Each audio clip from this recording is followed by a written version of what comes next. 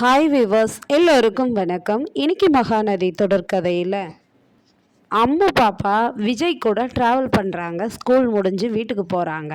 போகும்போது விஜய்கிட்ட என்ன சொல்கிறாங்கன்னா, அப்பா காவேரி மிஸ் தான் எங்கள் அம்மான்ற உண்மையை நான் யாழினிக்கிட்ட சொல்லிட்டேன்ப்பா அப்படின்னு சொல்லிட்டு சொல்கிறாங்க. என்ன அம்மு, எதுக்கு அம்மு நீ போய் யாழினிக்கிட்ட சொன்ன? யாழினி வந்து யார்? அவங்க வீட்டு ஆள். ஆனால் வந்து அவள் தான் காவேரி மிஸ் தான் உங்கள் அம்மான்ற விஷயத்த யாழினி வந்து உங்கள் அம்மா கிட்ட சொல்லிட்டா என்ன அம்மு பண்ணுறது? எதனால் இது மாதிரிலாம் செஞ்ச அப்படின்னு கேட்குறாரு. இல்லைப்பா, யாழினி சொல்ல மாட்டாப்பா. அவள் எதுக்கு என்ன ஏதுன்னு கேட்டா நானும் எல்லா விஷயத்தையும் யாழினி வந்து சித்தி கிட்ட போய் நீ சொன்னீன்னா அவங்க உயிருக்கே ஆபத்துன்னு சொன்னேன்ப்பா, அதனால சொல்ல மாட்டாப்பா என் ஃப்ரெண்டு அப்படின்றாங்க. அட போ அம்மு அப்படின்னு சொல்லிட்டு வீட்டுக்கு கூட்டிகிட்டு போகிறாரு அம்முவை வீட்டுக்கு கூட்டிகிட்டு போனால் அம்மு வந்து வீட்டில் ஒரே அடம் பிடிக்கிறாங்க. அடம் பிடிச்சிட்டு நான் அம்மாவை போய் பார்க்கணும்ப்பா, என்னை எப்படியாவது அம்மாவை கூட்டிகிட்டு போங்களேன் பார்க்கறதுக்கு அப்படின்றாங்க. வேண்டாம் அம்மு அப்படின்னு சொல்கிறாரு.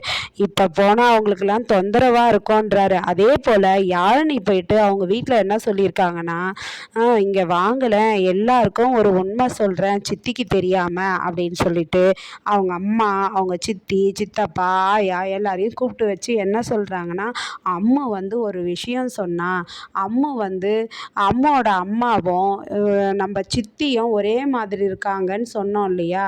ஆனால் நம்ம சித்தி தான் அவங்களுடைய அம்மாவா அவங்க அப்பா சொன்னாராம் அப்படின்னு சொல்லிட்டு சொன்னான். அதுவும் இல்லாமல் இந்த விஷயத்த சித்திக்கிட்ட ஆக்சிடெண்ட் ஆச்சாமே, அதில் தான் மறந்துட்டாங்களாம்.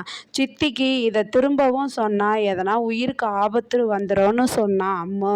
அதனால் வந்து எனக்கும் இந்த விஷயம் தெரியும், நான் சித்திக்கு எதனா ஆயிடுமோன்றதுனால நான் சித்திக்கிட்ட நான் இதை சொல்லவே மாட்டேன், இதெல்லாம் உண்மையா அப்படின்னு சொல்லிட்டு அவங்க வீட்டில் எல்லார்கிட்டேயும் கேட்குறாங்க. அவங்க அம்மாட்டெல்லாம் கேட்குறாங்க. ஆமாம் யாழினி, அம்மு சொன்னது கரெக்டாக தான் சொல்லியிருக்கா, நம்ம காவேரி சித்தி தான் அவளுடைய அம்மா அப்படின்ட்டு சொல்கிறாங்க. இதை வந்து நாங்கள் எப்படி உங்ககிட்டலாம் இருந்து இந்த உண்மையை மறைச்சோமோ, உங்கள் சித்திக்கிட்டேருந்து மறைச்சோமோ, நீங்களும் அதே மாதிரி இதை மறைச்சி தான் இருக்கணும் அப்படின்றாங்க. அப்படியா அப்படின்ட்டு அப்புறம் அங்கே வந்து அம்மு பாப்பா வந்து விஜயை தொல்லை பண்ணும்போது உடனே சாரதா பாட்டி கால் பண்ணுறாங்க. கால் பண்ணதும், அத்தை எங்கள் அம்மு வந்து ரொம்ப தொல்லை பண்ணுறா அத்தை, அங்கே வீட்டுக்கு வரணும்னு சொல்லிட்டு அப்படின்னு யாழினிக்கிட்டேயும் இந்த உண்மையெல்லாம் சொல்லிட்டாலாம் அப்படின்னு சொல்லிட்டு சொல்கிறாரு. அப்போ வந்து அவங்களும் என்ன பேசுகிறாங்கன்னா, ஆமாப்பா யாழினி கூட வீட்டில் வந்து இது மாதிரி சொன்னால் பாருங்க, இந்த சின்ன வயசுலேயே இந்த பொடிசுங்கெல்லாம் எவ்வளோ உஷாராக இருக்குதுங்க பாருங்க அப்படின்றாங்க. அதுக்கப்புறம் சாரதா கிட்டேருந்து ஃபோனை பிடுங்கி அம்மு பாப்பா என்ன பேசுகிறாங்கன்னா, பாட்டி நான் உங்கள் வீட்டுக்கு வரணுன்றேன், ஆனால் நான் உங்கள் வீட்டுக்கு வந்தால் உங்களுக்கு எல்லாருக்கும் தொந்தரவாக இருக்கும்னு டேடி சொல்கிறாரு அப்படின்றாங்க. ஏன்டா தங்கம், எங்கள் வீட்டு பாப்பா எங்கள் வீட்டுக்கு வரத்துல என்ன எங்களுக்கு தொந்தரவு இருக்க போகுது? நீ இப்போ இல்லை எப்போ வேணாலுமே வரலாம், எங்களுக்கு தொந்தரவுலாம் கிடையாது அப்படின்றாங்க. உடனே விஜய் வந்து கூட்டிகிட்டு வராரு அம்மு பாப்பாவை காவேரி மிஸ் வீட்டுக்கு. கூட்டிகிட்டு வந்ததும் காவேரி மிஸ் பார்த்ததும் அம்முக்குட்டி அப்படின்னு சொல்லிட்டு தூக்கி வச்சுக்கிட்டு மடியில் வச்சுட்டு கொஞ்சுறாங்க. அதை பார்க்கும்போது விஜய்க்கு ஒரு மாதிரியாகிடுது. உடனே விஜய் வெளியே வந்துடுறாரு. வெளியே வந்த உடனேயே காவேரி வந்து கேட்குறாங்க, ஏன் விஜய் நீங்கள் என்னை பார்த்ததும் அவாய்ட் பண்ணிட்டு போகிறீங்க? நான் இப்போ 3 நாளாக பார்க்குறேன், நீங்கள் என்கிட்ட சரியாகவே பேசுறதில்ல. இப்போ கூட பாரு, நீங்கள் வந்து எல்லார்கிட்டேயும் எங்கள் வீட்டில் சிரித்து சிரித்து பேசுகிறீங்க, ஆனால் என் முகத்தை பார்க்கல அப்படின்னு சொல்லிட்டு வெளியே எழுந்து வந்துட்டீங்கன்னு கேட்குறாங்க. அப்போ வந்து அவர் என்ன சொல்கிறாருன்னா, நான் ஏன் உங்களை அவாய்ட் பண்ணிட்டு போனோம், அதாவது எனக்கு ஃபோன் கால் வந்தது, அதனால் வெளியே எழுந்து வந்தேன். அதுவும் இல்லாமல் நீங்கள் எனக்கு யாருங்க?